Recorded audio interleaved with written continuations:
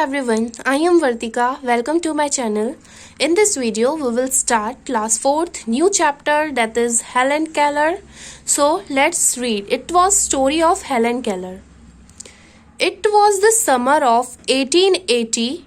A healthy baby girl was born in a small town in Alabama.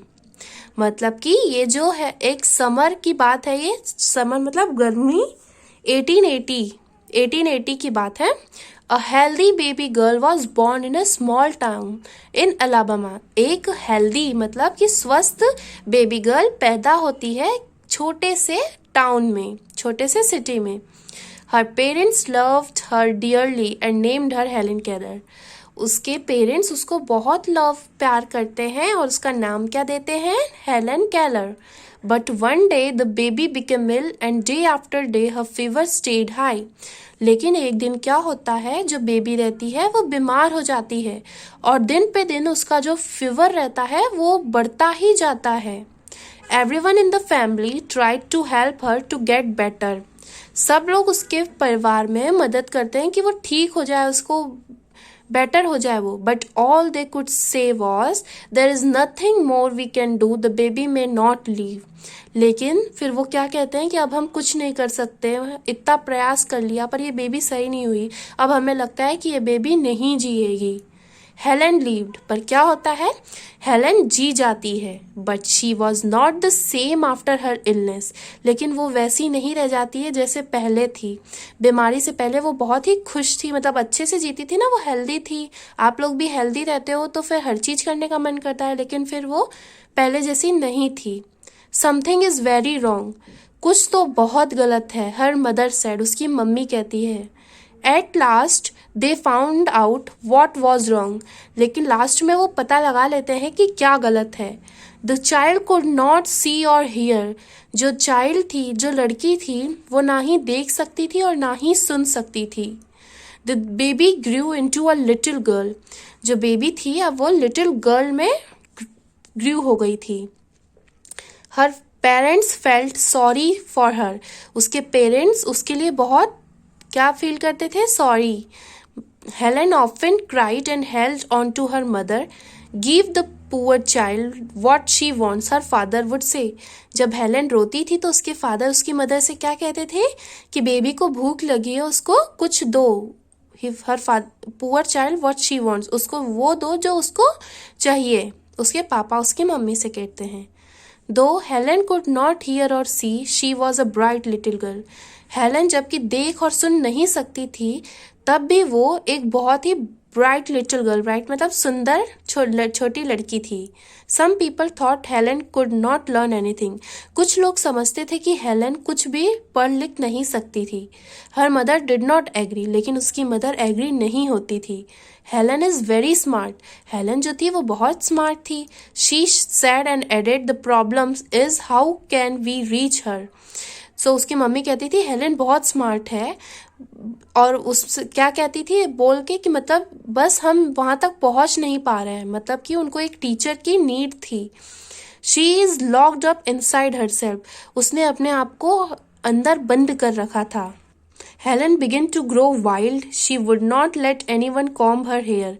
और वो grow बड़ी होती जा रही थी और मतलब वो अपने हेयर को किसी से कॉम्ब नहीं कराती.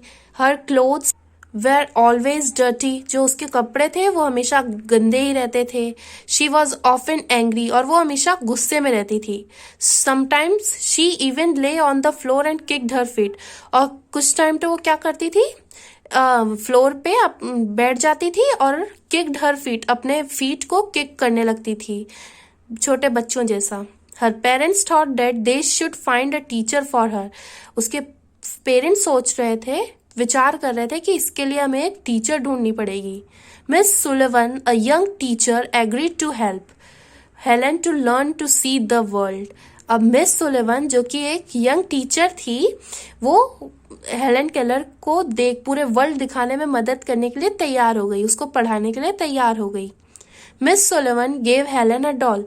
मिस सुलिवन ने हेलन को एक डॉल दिया. DOLL स्पेल्स डॉल, और उसको सिखाया ऐसे पढ़ पढ़ के कि DOLL से स्पेलिंग होती है डॉल की. She spelled the word with her fingers into Helen's hand. अब उन्होंने हेलन के हैंड से वो अब उनके एक फिंगर पे डी कैसे बताया होता है, ओ बताया, एल एल, इस तरह से उन्होंने हेलन के हैंड पे ये सब बनवाया. She made the letters with special hand science. उन्होंने स्पेशल हैंड साइन से ये सब उससे बनवाया उसके हाथ पे, हेलन से. Helen copied her teacher and spelled doll too. Helen ने अपनी टीचर को कॉपी किया और उसने भी डॉल वैसा ही किया जैसा उसकी टीचर ने बताया था. But she did not understand what she was doing. लेकिन वो समझ नहीं पा रही थी कि वो कर क्या रही है. Helen liked miss Sullivan. Helen को मिस सुलिवन बहुत अच्छी लगती थी. She was strict but kind. वो स्ट्रिक्ट थी लेकिन बहुत ही दयालु भी थी. She spelled a lot of words for Helen on her hand day and night to make Helen understand.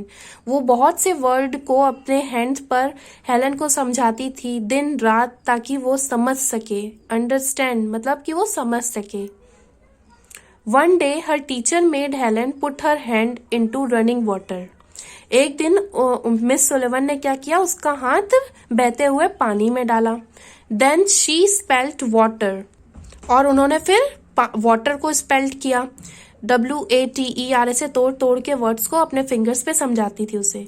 Suddenly Helen understood that water means something wet. तभी Helen को समझ में आ गया कि वाटर कोई गीली चीज होती है.